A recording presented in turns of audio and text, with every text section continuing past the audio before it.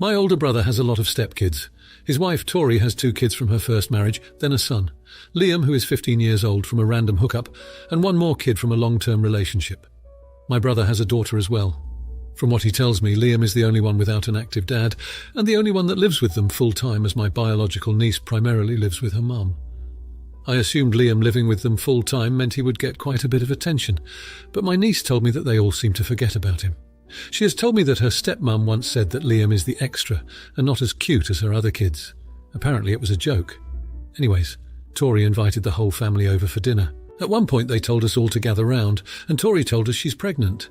Everyone started cheering. I'll admit I was too, but my niece drew my attention to Liam, who started crying and walked off. Niece and I followed him, and when I asked him if everything was okay, he started crying in my arms. I felt so terrible. My niece then took him out for ice cream to cheer him up while I went back to the others. They were all very preoccupied, and my brother started talking to one of our nephews, not Tori's kids. This nephew then tells us that while he did not make a team, Liam did. My brother was quite surprised because he's a huge fan of this sport and had no clue Liam was interested, as he always thought he was a quieter, nerdy kid. This nephew sort of laughed and said Liam is not a quiet, nerdy kid. The opposite, actually. He's very popular at school. After finishing his conversation with the nephew, he approached me and said, "Maybe nephew's confused. Liam's not that type of kid." I asked him what kind of kid he thinks Liam is. My brother said that he doesn't talk to Liam much, but according to Tori, he's socially awkward, sensitive, and a little needy. Tori overheard and was like, "Liam, is he bothering you? Next time he tries to talk to you, run, or else he'll never leave you alone. He really is needy." I couldn't believe what I was hearing, especially after how much Liam cried earlier.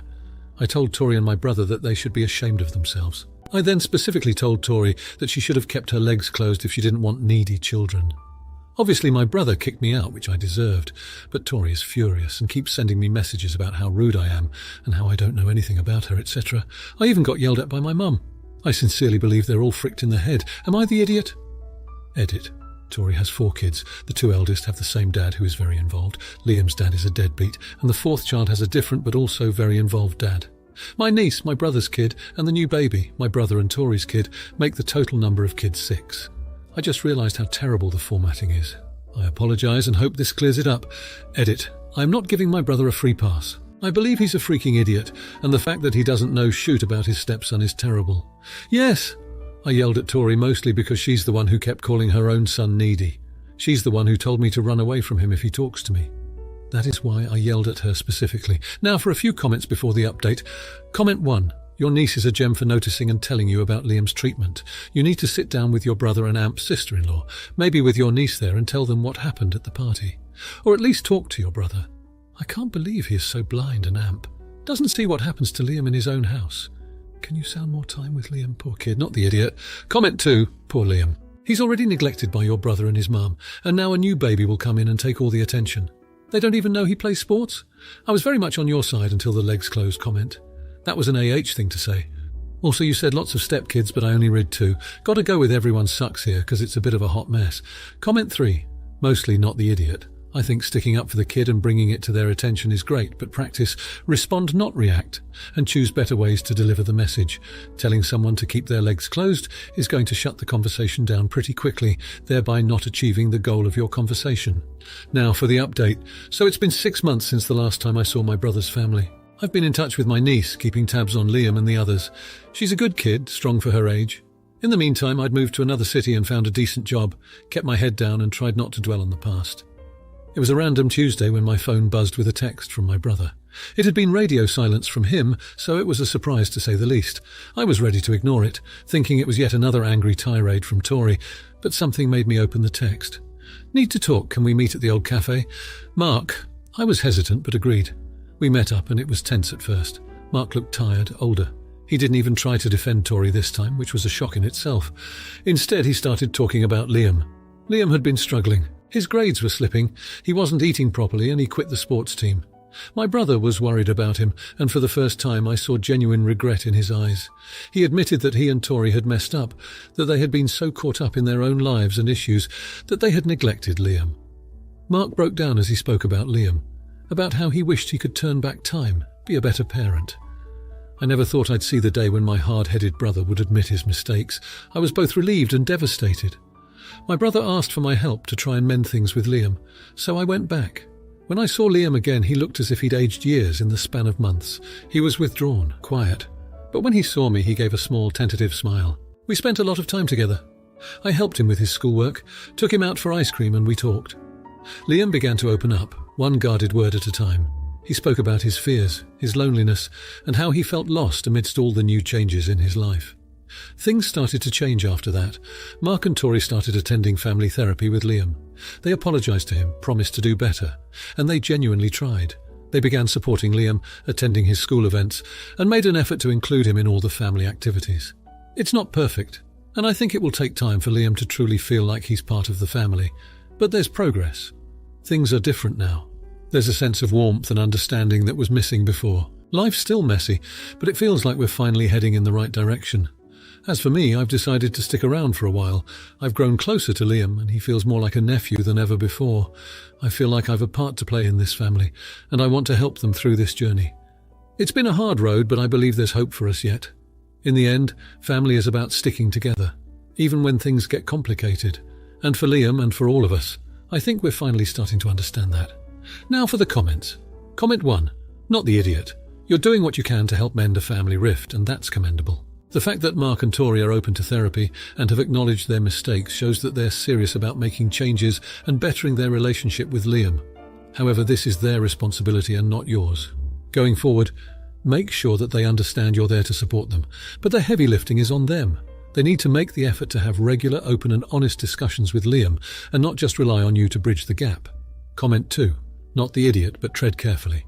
You're essentially stepping into a parental role here, and while your intentions are good, you need to remember that you're not Liam's parent. It's great that you're willing to listen to him and offer support, but make sure you're not overstepping or enabling Mark and Tori to continue neglecting their responsibilities as parents. Liam needs to see that his parents are making an active effort to improve their relationship with him. As an aunt-uncle, you can provide additional support, but the primary role should be played by his parents. Comment 3. Not the idiot, but this is a delicate situation, and it's important to establish boundaries. It's clear that you care deeply for your family and want to see them heal, but remember that you can't be the only solution to their problems. It's positive that Mark and Tori are seeking therapy, but they also need to put in the work outside of those sessions. Encourage them to spend quality time with Liam, to listen to his needs and feelings, and to take actionable steps based on what they learn. Your role should be one of support, not to take on the responsibilities of their parental duties.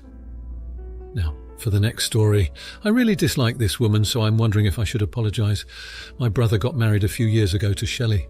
She's the type of person who will say something rude, and then when someone points it out, she tells everyone it is true, so what's the harm?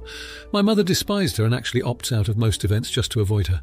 I moved back home about a year ago, and at the time I thought people were just being rude to her, or overblowing the things she says. I was wrong. My first proper introduction to her, she told me my outfit looked bad on me and it wasn't hiding my stomach. I give a present to a birthday party and she tells me I'm cheap. I got a bubble gun for a 5-year-old. He loved it. This goes on and on. I talked to my brother and he told me she is autistic and she can't help it. I then talked to her and I told her I won't put up with her being rude. Now it's my son's 3rd birthday and I invite the family. I wouldn't have invited her, but I don't want to cause waves. She made a comment about my house decor. I told her it was rude and to knock it off. I lost it when I gave my son a piece of cake. She made the comment that I shouldn't give him any since he looks fat. I told her to apologize and she told me it was the truth. I told her that she's overweight, that if she took more care of herself she wouldn't be fat, that this was the truth, and she is rotten on the inside and her looks are just as bad. She ended up crying and leaving. My brother is pissed, and I was called some fun names. Everyone is torn if I should apologize or not. Now for a few comments before the update. Comment 1. So I continue to be annoyed by the rude person excused because they are autistic and cannot help it. These factors have low correlation, and rudeness is something most ASD people can avoid. Exceptions for those who are unable to function in society at all. But tactless comments made by someone who with 30 seconds of conversation you can tell does not grasp the concept of rudeness, doesn't feel the same, so barely classes as rude. The truth is likely to be that she is rude because nobody has ever corrected this behavior. Parents probably did not correct it in childhood because parenting someone with autism can be hard and requires a more attentive and reasoned approach. She now has an object lesson in both what happens when she is rude and what someone being rude feels like to the injured party. Your response was directly proportional. Just because other people don't want to rock the boat does not mean you have to stand for and allow your child to accept abuse. Your comment would never have been made had your guest not already made several rude comments. The blame lies with your guest, not the idiot, and also good learning moment for all concerned. Comment 2. I might get some flack for this, but not the idiot. If she truly lives by the mantra, well, it's true, then she should learn to eat her words. Why is it okay for her to act this way to literally everyone around her, but the second it's thrown back at her, you're the bad guy? She called your son fat, stating it's the truth. You responded that she's also fat, which is probably the truth. Don't dish it if you can't take it, IMO. Time and a place and it being the truth doesn't make it okay. This really feels like a "I'm brutally honest, just deal with it" kind of cop-out to act erroneously like an unfettered jerk, which is not an excuse. I'm also autistic and struggle with social cues, but I still know when it's okay and when it's not, to give unfiltered honesty. A tilde 5-year-old's tilde child's birthday party ain't it. Giving an unprompted, brutally honest opinion on someone else's home decor is also not it. And it almost feels humiliating to find out you've been rude or offensive without meaning to. Anyone with autism I know, myself included, goes out of their way to make sure it doesn't happen again. Comment 3. Yeah, the thing about being autistic is that it is not an excuse for being rude. It's not a surprise to her when you point out she is rude. She is not confused to the how and why when you point out she is rude. She is not making attempts to correct her behaviour when you point out she is rude, which just makes her a jerk, and you not one for giving her her own medicine. Not the idiot. Who TF goes to a kiddie birthday party and calls a 3YO fat? Now for the update. So, in a plot twist nobody saw coming, Shelley has left my brother. Yep, you read that right. It turns out that my outburst was the straw that broke the camel's back. She hasn't been happy for a while, and my words, harsh as they were, ended up being a catalyst for her to reassess her life. I mean, I didn't think it was that bad, but apparently it hit a nerve. Anyway, she's now living with her parents, and my brother is between shocked, devastated, and really confused at this point. He blamed me at first, which was not surprising. But then, as he began to digest everything, he started to see that maybe Shelley's behaviour wasn't that great after all. Here's where it gets wild. They have a prenup. And not just any prenup, but a prenup that basically left my brother with next to nothing if they ever divorced. He was blindsided. I mean, who thinks they're going to get divorced after less than a year of marriage? Apparently Shelley did. My parents are furious and devastated. My father, who never liked Shelley to begin with, is simmering on a low boil, and my mother is inconsolable. They feel guilty for not being more supportive when I confronted Shelley. They're blaming themselves for the whole mess. But here's the weirdest part. I ran into Shelley at the grocery store. It was awkward to say the least. She looked different, more relaxed, happier even. She thanked me, said I helped her realise that she was settling for a life she didn't actually want. I didn't really know what to say to that. I'm still not sure how I feel about the whole thing. I mean, I'm glad she's not making everyone miserable anymore. But I feel awful for my brother. He really loved her, you know. It's just, well, it's a mess. Anyway, that's the latest instalment in the Shelley saga. I'll keep you all posted if anything else happens. Now, for the comments. Comment 1. Not the idiot. It's always a difficult situation when you're stuck in the middle of family drama. But ultimately, you didn't cause this. Shelley made her own decision to leave, and based on what you've said, it sounds like it was her choice to sign a prenup that left her with little in case of divorce. It's unfortunate that your brother is shocked and devastated, but it doesn't sound like you directly contributed to that. It's understandable to feel conflicted, but remember that everyone involved is an adult, and they're responsible for their own actions and reactions. Comment 2. Everyone sucks here. It's easy to say that Shelley is the one at fault here for leaving your brother so suddenly, but if her happiness was being compromised, can we truly blame her? A relationship is a two-way street, and your brother probably played a part in the deterioration of their marriage as well. Your parents shouldn't be blaming themselves either. It's not their place to interfere in their adult children's relationships. While it's kind of you to feel sympathy for your brother, I think everyone needs to take a step back and reassess where they might have gone wrong, instead of pointing fingers. Comment 3. No idiots here. This is a tough situation for everyone involved, but it's important to remember that people are allowed to leave relationships that aren't making them happy. Shelley has a right to seek happiness, and it's not fair to blame her for wanting a better life. Your brother is also allowed to feel hurt and betrayed. Those are valid feelings given the circumstances. Your parents are understandably upset as well, but they couldn't have predicted or prevented this.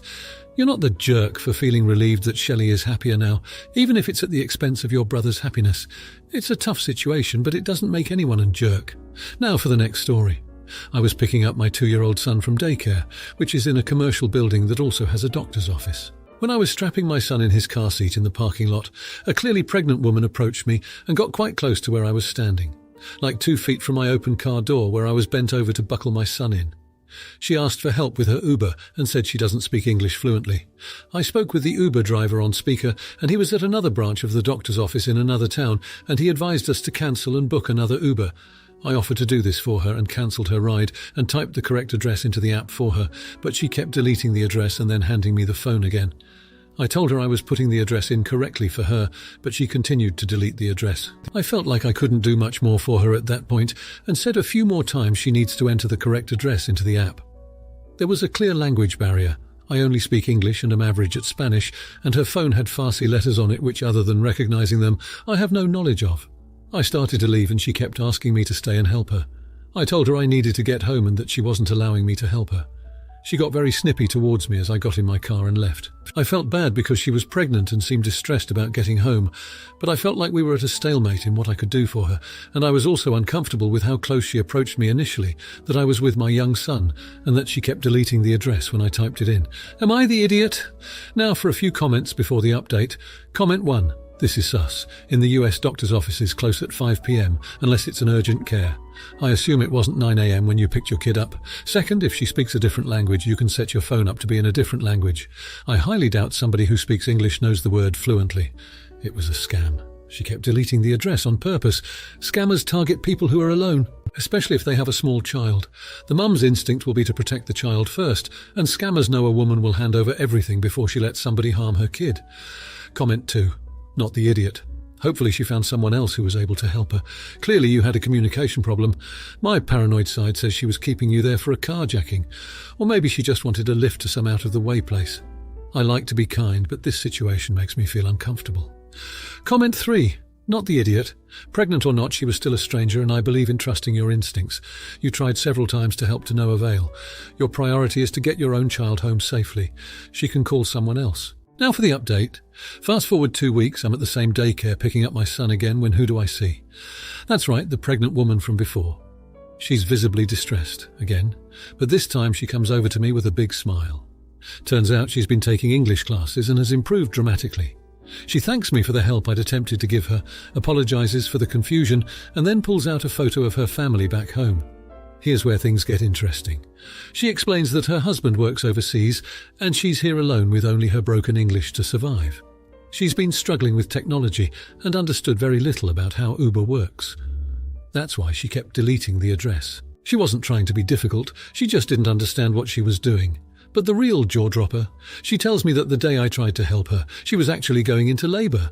She was trying to get to the hospital, and because of her limited language skills and unfamiliarity with Uber, she couldn't communicate this to me. The good news is, she did make it to the hospital in time, thanks to a kind stranger who saw her distress and called an ambulance. She gave birth to a healthy baby girl, who she decided to name after the stranger who helped her when I couldn't. And while I was relieved to hear that everything turned out okay, the part of her story that hit me the hardest was when she said she didn't blame me for walking away that day. She just wanted to thank me for trying to help, despite the language barrier. She ended up inviting me to meet her daughter and even teach her some English. I couldn't believe it. It was a humbling moment, and reminded me that sometimes, even when we think we've failed, our attempts to help can mean the world to someone. Now for the comments. Comment 1. Not the idiot. Your intentions were commendable, and the fact that you went out of your way to help a distressed stranger despite the language barrier is admirable. It's unfortunate that you weren't able to fully understand the situation at that moment, but that doesn't make you the jerk. Miscommunication is common, especially in situations involving different languages. Had you not stepped in, who knows how long the woman would have remained in her distressful state. Your actions may not have directly led to the resolution of her problem, but they may have triggered the sequence of events that did. Moreover, the woman's gratitude shows how much she appreciated your efforts. I believe you've learned a valuable lesson about the power of empathy, and your story is a reminder that sometimes it's the effort to help that matters the most. Comment 2. Not the idiot, but this situation highlights the importance of learning some basic sign language or having a translation app handy. It's clear you were trying to help and were doing the best you could in a difficult situation. It's not your fault that you couldn't understand her situation entirely. However, this situation could have turned out differently if there was a way to overcome the language barrier. Regardless, the fact that you tried to help even with the difficulties shows your character. The woman came back to thank you, which means your efforts were acknowledged and appreciated. This shows the ripple effect of kindness and how even small actions can have a significant impact on someone's life. Comment 3. Not the idiot. The fact that you stepped in to assist a stranger in distress, even though you were unable to fully understand what she needed due to the language barrier, shows your willingness to help others. It's easy to dismiss someone else's distress, especially when there's a language barrier, but you didn't. This situation underscores the importance of universal gestures of distress and the need for better communication tools in public spaces to help in such situations. The woman's gratitude and her request for you to help teach her daughter English is a testament to the impact you made that day. This story serves as a reminder that it's not always about the end result, but the intention and the effort that truly counts. If you like this video, you'll probably like these too. Also, while you're here, please consider subscribing. It's your support that keeps this channel alive and allows me to make better and longer videos. Have a great day.